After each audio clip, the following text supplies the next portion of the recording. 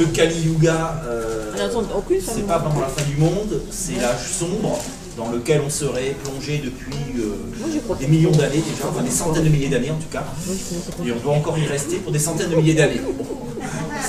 Les années cosmiques indiennes sont très longues. Mais avant de rentrer dans le vif du sujet, quelques présentations, il y a quelques nouvelles personnes. Le Café Tao a lieu une fois par mois, ici depuis 3 ans. Donc c'est un mélange finalement de café philo avec des thèmes asiatiques. On prend en général des sujets qui se prêtent au dialogue entre l'Orient et l'Occident. Le Kali Yuga, c'est une idée indienne, on sera plus dans la pensée indienne, mais on fera quand même quelques ponts avec l'Occident, avec Platon notamment, et avec l'Apocalypse, toutes ces pensées un peu de la destruction, puisqu'il y a l'idée de destruction dans le Kali Yuga. Alors venons-en à notre thème du jour, parce que c'est un thème très vaste, le Kali Yuga. Vivons-nous le Kali Yuga?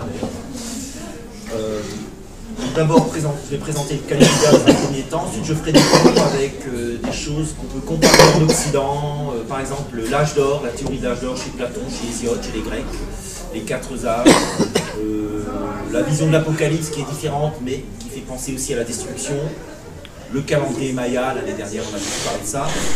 Donc je ferai des ponts avec les autres cultures. Mais pour commencer ma présentation, je vais d'abord citer René Guénon. C'est ma grande référence sur le Kali Yuga, sur la pensée indienne. René Guénon, c'est un ésotériste français qui est mort dans les années 60, qui a touché à tout. Il était catholique, ensuite il est devenu communiste, ensuite il est devenu hindouiste, bouddhiste, puis il a terminé soufi. Il a pratiquement tout connu au niveau de la spiritualité.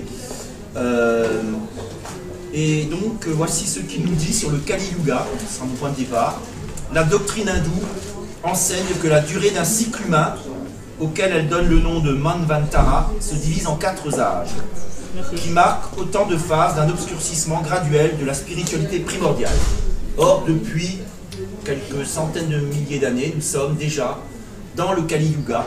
Pour être précis, d'après le calendrier, la transposition à notre calendrier du calendrier indien, c'est à minuit le 18 février 3112 avant Jésus-Christ, on est rentré dans le Kali Yuga à cause d'un événement tragique, c'est la mort du sauveur Krishna, qui est un peu le Christ des hindous, c'est un homme-dieu en quelque sorte, c'est un héros, c'est un demi-dieu, un peu comme Hercule. On peut y voir un équivalent du Christ chez les hindous. D'ailleurs, on a consacré tout un livre à la passion de Krishna, c'est la Bhagavad Gita, la célèbre Bhagavad Gita, certains l'ont peut-être lu. Donc Krishna, il est mort pour sauver l'humanité en quelque sorte, chez les hindous, dans la pensée indienne et dans l'hindouisme. Et donc l'âge sombre a commencé à la mort du sauveur, ce qui est assez logique. L'homme préféré des dieux, l'homme bon par excellence, juste, etc., qui est lâchement tué, il y a eu un complot. Il faut payer le prix, voilà. Le Kali Yuga, c'est une sorte d'indemnité à payer, très longue, de punition karmique, parce que l'idée du Kali Yuga est liée à l'idée du karma.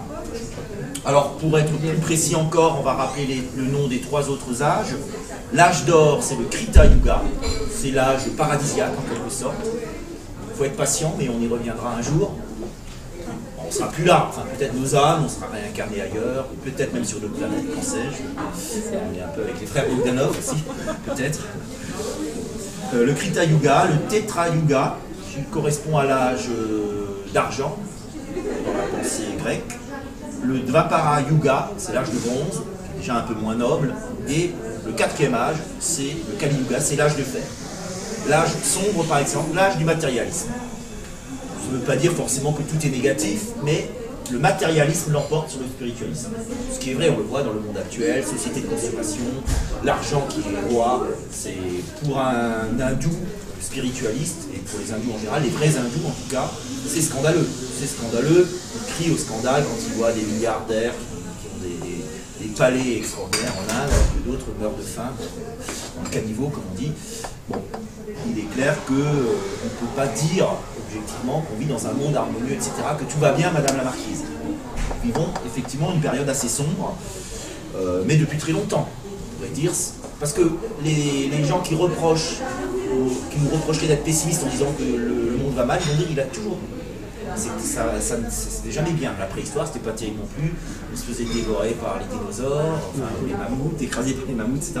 Il n'y avait plus de dinosaures quand on était là, mais bon. Il y avait des bestioles pas très sympathiques. Bon, c'est pas forcément mieux. On violait beaucoup les femmes, etc. On faisait des guerres tout le temps.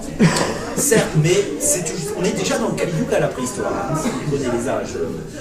Ce qui dit ça dure 420 000 ans. 120 000 ans, c'est très long. Hein. Donc c'est vraiment déjà la préhistoire qui est intégrée quand 420 000 ans. L'humanité est apparue à peu près il y a 10 millions d'années, mais c'était vraiment les premières civilisations connues. Elles sont, on dit l'écriture a été inventée en moins 4000 avant Jésus-Christ. Oui, c'est quand même récent. L'histoire est récente. On est rentré dans l'histoire en 4000 avant Jésus-Christ. Donc on a à peu près 6000 ans d'histoire seulement. C'est assez court finalement. Et donc il y a eu peut-être un âge d'or avant, on n'en sait rien, une race antédiluvienne avant le déluge, une race supérieure avec par exemple, c'est ce que disent certaines féministes spiritualistes, un matriarcat qui aurait été meilleur que le patriarcat, les femmes étant plus sages, plus humaines que les hommes. Peut-être pas toutes, mais en général, on peut espérer que le matriarcat a été meilleur. Mais on n'a pas de preuves. Ce sont des hypothèses d'âge d'or, voilà, où l'homme, l'humanité aurait vécu plus heureuse. Il y aurait une chute, un premier départ, c'est le meurtre de Krishna pour les hindous. Ça peut être autre chose, une faute, la chute, hein, on a le mythe de la chute, le récit de la chute dans la Bible, la fameuse pomme, le fruit défendu, Ève qui va crever dans la pomme, la boîte de Pandore, etc. Cet âge sombre se caractérise par une décadence, par un progrès peut-être matériel, effectivement, on est de plus en plus nombreux sur la Terre. C'est d'ailleurs très logique dans la vision du karma, de l'hindouisme, de la réincarnation. Il est tout à fait logique qu'on soit de plus en plus nombreux. C'est pour ça que dans l'Inde, on est absolument nataliste. Alors que finalement, ça pose un problème. Hein. Ils ont trop d'enfants, ils ont du mal quand même à s'en sortir, même s'ils commencent à être un pays émergent. Ils ne pourront jamais faire comme la Chine, qui est allée trop loin aussi dans l'interdiction d'avoir des enfants. Enfin, en quelque sorte, un enfant unique en Chine, ils ont un problème de vieillissement de la population aujourd'hui. Dans beaucoup de pays qui ont réglé le problème de la natalité, ils ont un autre problème, c'est celui du vieillissement. Le Japon, etc. L'Inde en est loin de ce problème, mais ils ont beaucoup trop de monde. 1,3 milliard d'habitants sur un pays qui fait le tiers seulement de la Chine. La Chine a aussi à peu près 1,3 milliard d'habitants, mais 3 fois plus grand. Mais ça, c'est lié à l'hindouisme. C'est lié à la conviction que si vous... Par exemple, dans la pensée hindoue, on est contre la contraception, l'avortement encore pire, sauf malheureusement parfois dans certaines campagnes, on avorte quand on a une fille et pas un garçon. D'ailleurs, il y a un coût démographique absolument terrible en Inde, il y a 150 millions d'hommes en trop, enfin en trop ou de femmes en moins, c'est en relatif. Il manque 150 millions de femmes en Inde. Mais c'est lié, en tout cas, cette surpopulation est liée à l'idée du karma parce qu'on part du principe qu'une réincarnation humaine, c'est mieux qu'une réincarnation animale. Parce qu'on peut se réincarner dans la métempsychose, en moustique, même en plante, paraît-il, ou en cochon, etc. Et du point de vue hindou, la conscience humaine est une conscience supérieure. Donc, il y a quand même une progression qui se fait dans l'idée du karma. On va passer d'une forme animale à une forme humaine. On va s'humaniser. Donc c'est un progrès. Ce qui explique qu'il y a de moins en moins d'espèces animales. Il y a une logique, hein, un hindou, si vous lui dites que la réincarnation ça ne marche pas, puisqu'on est de plus en plus nombreux, il a réponse à tout. Il va vous dire, et c'est assez logique dans un sens, si on est dans ce système, c'est assez logique. Vous dire, oui, mais vous oubliez de compter les animaux, les plantes qui disparaissent, etc. On a de plus en plus d'hommes sur Terre et de moins en moins, on peut le regretter, hein, si on est écologiste, etc. Mais à un moment donné, les hindous attendent une catastrophe ultime, ce sera peut-être la fin du Kali Yuga, destruction générale. D'ailleurs, c'est annoncé dans le Mahabharata, une sorte de bombe atomique, il y avait une sorte d'intuition de la bombe atomique, destruction de toute vie physique, matérielle, mais c'est pas grave pour les Indiens, les hindous plutôt, on va se réincarner ailleurs, sur notre planète éventuellement, et on va recommencer à zéro, et ça sera un âge d'or. On remet tout à zéro, les compteurs sont remis à zéro. C'est vrai que d'une certaine manière, c'est ce que nous disent les sages, les philosophes grecs aussi, la mort du corps, et même le Christ, même les religieux, toutes les religions, la mort du corps n'est pas grave, c'est la mort de l'âme qui serait grave. Après, nous, matérialistes que nous sommes, cartésiens, etc., français, on a peut-être du mal avec ça, mais effectivement, on s'identifie à notre physique, Et c'est là d'ailleurs le grand mensonge que dénonce le Kali Yuga, la philosophie du Kali Yuga, c'est cette identification avec notre corps, avec la matière. La matière, elle est vaine, elle est impermanente, comme diront les bouddhistes plus tard. Dans cette logique hindouiste, c'est une réforme de l'hindouisme, on s'identifie beaucoup trop avec son petit moi, son petit ego, son compte en banque, les choses matérielles, son corps, hein, bien sûr, son corps qui vit, qui peut être malade, etc., qui nous encombre. On serait peut-être plus libre sans le corps. Alors, parce que le but pour les hindous, je le rappelle, c'est pas de se réincarner, c'est de se libérer du cycle des réincarnations. La réincarnation, c'est au pire une punition, dans la version la plus sombre de l'hindouisme, ou au mieux, un redoublement. La version plus pédagogique qu'on reprend dans pas mal de branches de l'hindouisme, qu'on reprend aussi dans le bouddhisme, hein, l'idée que se réincarner, c'est pas une punition, mais c'est parce qu'on n'a pas réussi à se parfaire. Une vie, c'est très court, il en faut plusieurs, donc on se réincarne. Certains, d'ailleurs, qui sont déjà parfaits, se réincarnent par bonté humaine pour nous éclairer. C'est le cas du Dalai Lama, par exemple, qui est la 14e réincarnation d'un Bouddha. Et d'ailleurs, mais le but, c'est de ne plus avoir besoin de se réincarner, d'aller au Nirvana. La vacuité pleine, ou la plénitude vide, l'état de béatitude, ça ne peut pas vraiment se définir, c'est très subjectif comme état. Mais disons que c'est notre image du bonheur parfait. On ne désire plus rien, on est dans la plénitude, dans le bonheur parfait. Et si je parle de la réincarnation, c'est que c'est lié au Kali Yuga. Le Kali Yuga, c'est une sorte d'application de la réincarnation sur un plan collectif, sur un plan temporel, historique. Puisque les cycles sont liés au karma.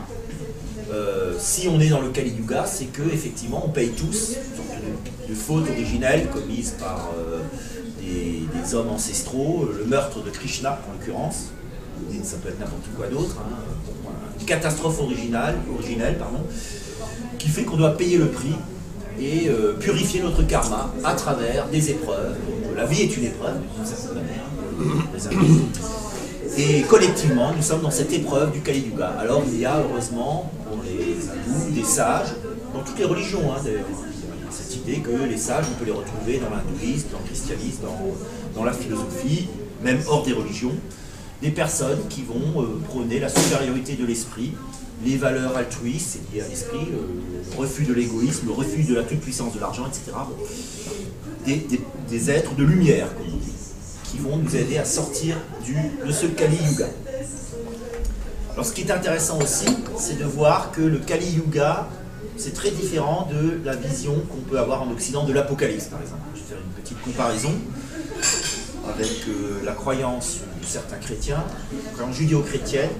Dans le judéo-christianisme, on croit dans un temps linéaire. Il y a un début, d'ailleurs on retrouve ça dans la théorie du Big Bang, qui est un peu remise en question par certains astrophysiciens, j'y reviendrai. L'univers, c'est peut-être une respiration, il y a peut-être une infinité de Big Bang et de Big Crunch. Big Crunch, c'est le contraire. C'est ce que dit Hubert Reeve. Hubert Reeve, il reprend d'ailleurs la théorie des physiciens, parce que dans l'hindouisme, il n'y a pas que des religieux, des spirituels. Il y a aussi de vrais physiciens, des astrophysiciens, qui ont des intuitions remarquables. Notamment l'idée que l'univers, c'est une respiration. C'est, pour prendre une image, c'est un peu comme un ballon qu'on gonfle, qui se dégonfle chaque fois. On le gonfle au maximum, soit dans la version pessimiste, il explose, alors il faut recommencer à zéro, ou alors il se dégonfle, on n'a plus assez d'air. On peut imaginer que Dieu, c'est comme un souffleur. Souffler dans un ballon, à un moment donné, vous n'avez plus d'air, donc il se dégonfle. Là, on est dans une phase où le ballon continue à se gonfler, puisque l'univers est encore en expansion. Mais à un moment donné, il risque aussi de se rétracter. On pourrait retourner au point oméga, l'alpha et l'oméga, au point alpha. Il y aurait donc une succession comme ça de Big Bang et de Big Crunch. Et alors que dans la pensée judéo-chrétienne, on croit qu'il y a un commencement absolu, que l'univers n'est pas éternel, qu'il a été créé par Dieu, la création ex nihilo, qui pose un problème en fait. Comment quelque chose peut apparaître de rien? C'est la grande idée d'Augustin, qui me semble très contestable, mais bon, elle a aussi une beauté, hein, quelque part. C'est l'idée, peut-être qu'il faut y voir un symbole, hein, c'est pas forcément à prendre à la lettre, la création ex nihilo, mais comment quelque chose peut apparaître de rien. Un peu comme le lapin qui sort du chapeau. C'est clair qu'il y a un lapin qui est caché quelque part. Ce qui aime bien les tours de magie, bon. Le lapin ne sort pas de rien. À l'époque, au Moyen-Âge, c'était lié à cette création ex nihilo. On croyait que les rats naissaient de la saleté. C'est pour ça qu'il fallait être très propre et ne pas laisser traîner des vieux chiffons Sinon, il y a des bestioles qui en sortaient, et notamment des rats. C'est la génération, ce qu'on appelle la génération spontanée. Aujourd'hui, scientifiquement, on sait que c'est faux. On revient aux anciens, indiens et grecs. C'est Lavoisier qui disait dans l'univers, rien ne se perd, rien ne se crée, tout se transforme. Héraclite l'avait déjà dit quelques millénaires avant lui. C'est le grand principe de la chimie. Et on peut l'appliquer à la spiritualité, ce qu'on retrouve d'ailleurs dans l'hindouisme. C'est l'idée du cycle. Tout se recycle, ça me semble beaucoup plus logique. Cela dit, on peut très bien être chrétien et accepter le cycle, hein, comme Toynbee, Arnold Toynbee, grand historien anglais, qui s'est d'ailleurs fait virer de l'université anglaise, hein, parce qu'il était trop complice de la pensée hindouiste. On l'a accusé de trahison, de haute trahison. Du coup, il est parti en Californie, sa propre école, le fameux centre des Salènes. On reviendra peut-être un jour, ça peut être un très beau thème, effectivement, ce New Age américain. Et donc Toynbee, il croyait dans la réincarnation. En tout cas, il l'applique à la... En tout cas, ça l'a intéressé. Je ne sais pas jusqu'à quel point il y a cru au niveau individuel. Hein. À la limite, c'est pas une théorie individuelle, il me semble. Qu'est-ce qui se réincarne s'il n'y a pas d'identité personnelle? Une question qu'on peut se poser, puisque dans la pensée indienne, il n'y a pas véritablement d'identité personnelle. L'ego est une illusion, un caractère illusoire. Tout est impermanent. Il y a le soi, l'étincelle divine qui est en nous, mais c'est nous sans être nous, c'est nous en étant plus que nous. C'est Dieu en nous, en quelque sorte. C'est le Brahma en nous, hein, l'étincelle divine en nous. Et donc, Toynbee a appliqué le principe du karma à l'histoire. Il y a des réincarnations historiques, l'histoire se répète. Il y a même des figures qui se répètent, des gens qui se prennent pour la réincarnation de quelqu'un d'autre, comme par exemple, je ne sais pas, l'exemple récent, Saddam Hussein qui se prenait pour le nouveau Nabucodonosor, qu'il a réussi à manipuler son peuple, ou quelqu'un qui se prendrait pour Napoléon, Saladin, voilà aussi. Oui, Paco Rabanne qui se prenait pour Nefertiti, ou une princesse égyptienne, pas forcément Nefertiti, mais une princesse égyptienne. Je crois Nefertiti d'ailleurs, je crois qu'il avait dit Nefertiti. Voilà. Bon, il n'y a pas trop cru quand même. Hein. Mais, disons, l'histoire semble se répéter, il y a des cycles, on revient en arrière. Par exemple, en ce moment, on pourrait dire qu'on est revenu un peu à une situation qui fait penser à la situation à l'époque de la philosophie, de Platon et de Socrate, crise de la démocratie corrompue, ici en Occident, en Europe. Une civilisation qui est en train de perdre son pouvoir, comme la civilisation grecque. On a dit à un moment donné, c'est les Américains qui ont pris le pas, c'était la nouvelle Rome, mais après Rome a chuté, c'est les barbares du Nord qui ont pris le pouvoir. Bon, alors c'est peut-être les, entre guillemets, barbares, ça veut dire l'étranger, ça sera les barbares de l'Asie qui vont prendre le pouvoir, les Chinois, les Indiens, les Brésiliens, etc. La roue tourne, quoi. La roue tourne. Et donc en même temps, cette vision cyclique, elle peut sembler pessimiste dans un sens, mais elle est ni pessimiste ni optimiste, puisque bon, il faut toujours garder espoir, ça ira mieux demain. Peut-être attendre assez longtemps, il faut être patient, mais sur l'échelle de l'âme, finalement, le temps ne joue pas tellement. Quand on vous dit la vie éternelle, ça ne nous parle pas. Quand on parle de vie éternelle, on peut se dire l'éternité c'est long, surtout à la fin. Donc il me semble que la pensée cyclique est plus logique, d'une manière générale. Elle est plus scientifique, de toute façon. Parce que il me semble que l'univers, d'une certaine manière, est consubstantiel à son créateur, à Dieu. Il ne faut pas les opposer, à mon avis. Je suis un peu panthéiste, hein, parce que l'hindouisme c'est un peu du panthéisme, c'est d'ailleurs plus précisément de l'énothéisme. Tout est un. Le divin, c'est l'unité. Il ne faut pas être dupe des avatars du Dieu suprême. Il y a une trinité d'ailleurs dans l'hindouisme, hein. Il y a Shiva, il y a Brahma, le Brahman, ça donnera les Brahmanes, il y a Brahma, le souffle divin, Shiva et Kali, enfin, ça dépend, il y a différentes. En tout cas, il y a toujours trois dieux qui n'en font qu'un. Comme d'ailleurs dans le christianisme, la Trinité, le Père, le Fils et le Saint-Esprit. En quelque sorte, le Père, la Mère et le Fils. Parce que le Saint-Esprit, c'est l'esprit féminin de Dieu, comme le disent beaucoup de chrétiens aujourd'hui. Donc il y a toujours un principe masculin, féminin et la descendance, les enfants. Le taoïsme aussi le dit très bien, il y a le yin, il y a le yang, il y a les 10 000 êtres, c'est la vie, qui procède effectivement de ce couple cosmique qui engendre la vie. Donc il y a une danse en quelque sorte, danse cosmique qui se joue entre l'homme et la femme, un ballet de danse. Et l'hindouisme est très proche de cette vision un peu esthétique et à la fois scientifique de l'univers, qui est très belle, D'ailleurs, Hubert-Reeve a repris cette idée que l'univers serait une respiration, des phases d'inspiration et d'expiration. L'expiration, donc, c'est un développement vers toujours plus, mais c'est une phase matérialiste dans un sens, parce qu'on veut toujours plus, alors que l'inspiration, ça serait plutôt, quand on inspire fort, on réfléchit, on médite, ça serait une phase de spiritualité, où on pourrait dire il y a une sorte de régression matérielle, mais en même temps, c'est un enrichissement intérieur. Je verrais l'inspiration comme une phase de spiritualité. L'expiration, on souffle, on expulse quelque chose, c'est violent d'une certaine manière, c'est l'expulsion en quelque sorte. Donc c'est la civilisation actuelle, très masculine, très conquérante, très matérialiste, etc. On veut toujours plus, toujours plus d'argent, toujours plus de technologie, etc.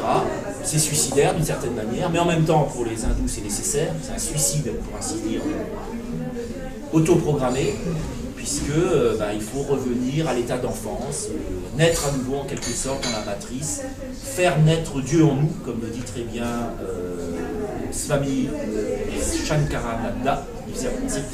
Swami Shankarananda, c'est un sage hindouiste d'aujourd'hui qui a écrit un très très beau livre qui s'appelle « Comment faire naître Dieu en nous ». La méditation, la respiration, le yoga, etc.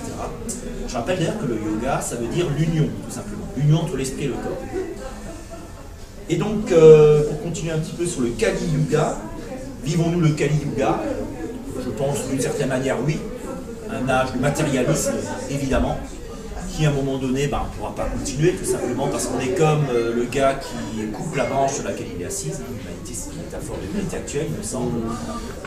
On voit bien tous les voyants sont au rouge, tous les écologistes, les scientifiques, etc. Le réchauffement climatique, il y a une surchauffe générale. Certains disent, si on continue comme ça, dans 30 ans, il y aura des grosses catastrophes.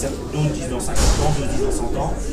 D'autres, plus optimistes, disent la science va trouver les solutions. Elles existent peut-être déjà, on attend le dernier moment. Espérons qu'ils ont raison, ceux qui disent on a les brevets, etc. Mais parce qu'il y a la pression des lobbies, les égoïsmes nationaux, on n'utilise pas, on garde finalement la solution quand vraiment il n'y aura plus d'autres solutions. La cavalerie arrive toujours à temps, comme on dit. Je ne suis pas convaincu par ce scénario. J'espère évidemment que ce soit le cas. C'est les plus optimistes. Je pense que la science trouvera toujours des solutions. En tout cas, ça nous dépasse un petit peu, évidemment, ça dépasse notre cerveau, notre petit cerveau habituel. On a du mal à se projeter dans des millions d'années. On pense à nos enfants, à nos petits-enfants, mais déjà plus tellement à nos arrière-petits-enfants. C'est déjà trop lointain. C'est vrai, on a du mal à se projeter au-delà de 2-3 générations. On a aussi du mal à se projeter au bout du monde. Quand on apprend une catastrophe au bout du monde, si on connaît le pays, on va être très solidaire. Mais sinon, il faut bien le dire, ça nous chagrine un petit peu, mais ça ne nous empêche pas de dormir. C'est des soucis bien personnels qui vont nous empêcher de dormir, nous empêcher de manger, pas des problèmes mondiaux, la guerre civile en Centrafrique, etc. On n'est pas indifférent, évidemment, ça nous touche. Mais il faut être honnête, il y a très peu de gens qui vont se rendre malades à cause des malheurs du monde. Et heureusement d'ailleurs, parce que sinon on serait tous malades. On est tous plus ou moins malades, mais on arrive quand même à trouver un modus vivendi. L'homme n'est pas fait, effectivement, il n'est pas fait pour... il est limité. Il y a une limite humaine qu'il faut accepter, c'est l'humilité. Donc la grande différence avec l'idée de l'Apocalypse, c'est qu'il n'y a pas de destruction finale. Le jugement dernier, c'est une destruction relative. Et c'est là que je voudrais faire le pont avec la déesse Kali, parce qu'on a souvent confondu le Kali Yuga. Moi j'ai cru longtemps que le Kali Yuga c'était en rapport avec la déesse Kali, qui a un accent circonflexe. Le Kali dont je parle là, il n'y a pas d'accent circonflexe. Si vous avez le petit papier, vous voyez qu'il n'y a pas d'accent circonflexe. C'est un démon, c'est le démon de la destruction. Alors pourquoi le même nom? Peut-être que c'est parce qu'effectivement, dans l'inconscient collectif hindou, ils ont un peu confondu aussi. Parce que Kali, c'est une déesse de la création et de la destruction à la fois. C'est d'ailleurs la Shakti de Shiva, du dieu Shiva, qui est, d'ailleurs on la représente d'une manière terrifiante, comme une femme très sombre, de couleur, peau très mate. On va dire c'est une dravidienne, puisque en Inde, vous avez les Aryens au nord, vous aviez les Aryens au nord, les Dravidiens au sud. D'ailleurs, la Bhagavad Gita raconte une guerre civile terrible entre les Dravidiens, le peuple du sud, qui ont la peau foncée, et ceux du nord. C'est ceux du sud qui ont gagné. Les sudistes ont gagné. Et du coup, les Indiens, on l'imagine, plutôt foncé, la peau foncée en général. Mais vous avez tout à fait dans le nord de l'Inde des gens très blancs, la peau très claire, dans l'Himalaya, etc. Et vous en avez encore aussi aujourd'hui. même dans le sud de l'Inde, hein, mais ils sont mis très minoritaires par rapport aux Dravidiens, le type Dravidien, qui est le type indien dominant, qui sont en quelque sorte les descendants symboliques de la déesse Kali, qui d'ailleurs est surtout vénérée au Bengale et dans le sud de l'Inde. Et Kali, on la représente donc d'une manière terrifiante avec une ceinture de crâne humain. 51, si on est précis. Rien à voir avec le pastis. C'est les 51 lettres de l'alphabet sanskrit. Le sanskrit, il y a un alphabet avec des lettres. Hein. D'ailleurs, c'est une langue indo-européenne, avec un système d'alphabet. Ce n'est pas des idéogrammes comme en Chine, c'est plus proche de nos langues à nous, des langues indo-européennes. Il y a 51 lettres. Et donc, les 51 crânes, c'est ces lettres du sanskrit. En plus, on la représente piétinant son mari Shiva, qu'elle trompe d'ailleurs allègrement, enfin lui aussi, c'est particulier. Bref. Ça donnera d'ailleurs le tantrisme sexuel aussi. Kali est aussi une déesse invoquée dans le tantrisme sexuel. Ça pourra être un autre débat, je ne vais pas trop me disperser, parce qu'encore, comme vous avez prévenu Yves, l'hindouisme est tellement vaste qu'on peut vite se perdre. Hein. Si on veut parler de tout, on ne parle de rien. Il faudrait chaque fois une séance sur l'hindouisme, mais bon, ce serait plus un café Tao qu'il faudrait faire, ce serait un café karma ou le yoga, je ne sais pas. On ne manquerait pas de sujets de conversation. Donc, pour revenir à ma Kali, Patrick Kali, pour le coup, elle piétine son mari, mais en fait, il paraît qu'elle s'est trompée parce qu'il y a des démons qui prennent des apparences, les fameux avatars. Les dieux prennent des apparences humaines, et un méchant démon a pris l'apparence de son mari, et elle a découvert un subterfuge, mais en fait, c'était un subterfuge du subterfuge. Elle a cru que c'était une image fausse de son mari qui l'a trompée, et c'était vraiment son mari. Donc on raconte que sa langue tirée, c'était un peu la honte. Quand vous avez honte, on voit ça chez des adolescents, ils tirent la langue parce qu'ils ont honte, par exemple. Mais en fait, le symbole, elle peut être très douce aussi. Hein. Elle détruit, mais pour créer. Elle crée pour détruire. En fait, c'est le symbole, repris d'ailleurs par la psychanalyse. Jung a beaucoup écrit sur Kali dans son livre sur le yoga de la Kundalini. Il s'est beaucoup intéressé au tantrisme sexuel. Il était ouvert à l'Orient, contrairement à Freud. Il a repris Eros et Thanatos chez Freud, mais on peut dire qu'effectivement, Kali, c'est à la fois Eros, la vie, la procréation, et la mort. Mais c'est lié. On est bien d'accord que si on mettait au monde des enfants et qu'on ne mourrait pas, il y aurait un gros problème de surpopulation. Donc il faut faire de la place à un moment donné. C'est une manière de voir les choses, évidemment. Donc il faut mourir. Voilà. Pas trop tôt, évidemment, pas trop vite. Mais c'est la vie qui veut ça. Voilà. La sexualité, d'ailleurs, c'est ce qui explique aussi. On peut faire le parallèle. Avec la Genèse. Pourquoi la sexualité, pourquoi le fruit défendu fait mourir l'homme? Tout simplement parce que quand vous passez par la sexualité, vous avez la mortalité. Mais c'est normal, c'est pas une mauvaise chose. Ce que la Genèse semble, enfin qu'on a interprété la Genèse comme un livre, la chute d'une certaine manière, d'un point de vue hindou, serait nécessaire. Du point de vue du Kali Yuga. Pas forcément le point de vue des chrétiens, bien entendu, mais c'est l'idée que l'émancipation est nécessaire. Après, il y a autre chose, effectivement, on ne va pas revenir sur ce texte qui nous éloignerait du Kali Yuga. Mais il y a l'idée, effectivement, que la vie et la mort sont intimement liées. Donc c'est des cycles, tout est un cycle, respiration, etc. On peut prendre l'image qu'on veut, on retourne toujours sur le cycle. La réincarnation, c'est du cycle, c'est une pensée cyclique. Il y a une alternance entre donc, les cycles positifs et négatifs. Évidemment, peut-être que dans une vision optimiste, on peut espérer qu'au bout du compte, ce soit un cycle positif, en tout cas que les cycles positifs durent plus longtemps. Ça, c'est une autre question. Il faut espérer retourner à l'âge d'or. Vous parlez d'ailleurs aussi Platon. Et donc pour terminer sur une touche un peu plus scientifique, puisque là on est quand même dans de la mythologie, dans de la religion, avec ce cycle du Kali Yuga, enfin, ces Manvantara et ces grandes années cosmiques, le Kali Yuga qui est ce moment d'assombrissement, mais qui permettra effectivement, qui est provisoire encore une fois, revenir un peu à l'idée effectivement de la cosmologie indienne qui est confirmée, enfin qui est soutenue par quelqu'un comme Hubert Reeve, qui est un grand astrophysicien qui a eu le mérite de rendre l'astrophysique accessible, disons, aux gens cultivés mais qui ne sont pas des spécialistes de l'astrophysique que nous sommes tous, je présume ici, à différents degrés. l'idée c'est qu'effectivement l'univers connaît des phases d'expansion, de régression, de rétrécissement, et que finalement, moi je trouve que c'est très thérapeutique de lire des astrophysiciens parce qu'on relativise nos petits problèmes quotidiens, nos factures impayées, nos créanciers qui nous poursuivent, enfin, je sais pas, les petites maladies qu'on peut avoir. On se projette dans quelque chose de plus haut, qui nous dépasse, dans un but de l'ensemble. On se dit que finalement on n'est pas grand chose, mais en même temps on a quand même notre place dans cet univers. On est un grain de sable, une goutte de l'océan. Et d'ailleurs, ce que je trouve très beau dans l'hindouisme en général, Kali Yuga n'est jamais qu'un aspect de l'hindouisme, c'est cette vision, un petit peu cette vision mystique des choses, très intéressante, cette vision de l'unité. Rappelez-vous, j'avais dit que l'hindouisme c'est un énothéisme. Dieu c'est l'un, le divin c'est l'un, qui va prendre différents visages, les avatars, Vishnu, Ganesh, etc. On n'est pas vraiment dans un polythéisme, c'est vraiment ce qu'on a pu dire. Et on va retourner à l'unité. Finalement, le but c'est de retourner un jour à l'unité. On est dans la diversité, on est dans la singularité, pour expérimenter des choses, on espère bonnes, on traverse aussi de mauvaises choses. Et le but c'est de retourner à l'unité, mais retourner avec un enrichissement. Donc l'être divin est enrichi par tous les hommes. C'est comme ça que je vois les choses et je crois que les sages hindous la voient comme ça aussi. Certains philosophes allemands, comme par exemple, je terminerai sur cette belle référence, Schelling, qui est un grand philosophe allemand, disciple de Hegel, qui a un peu critiqué Hegel, qui est très spiritualiste. Il a fait le lien entre christianisme et hindouisme. Il a dit que le christianisme est en quelque sorte une reprise de l'hindouisme, avec une direction un peu différente. On retrouve la Trinité, et c'est un énothéisme aussi. Contrairement à l'islam ou au judaïsme qui sont des purs monothéismes, le christianisme serait plutôt un énothéisme, c'est l'idée de l'un. Comme le dira Plotin d'ailleurs, nous retournons à Dieu qui est l'unité, mais l'unité dans la diversité.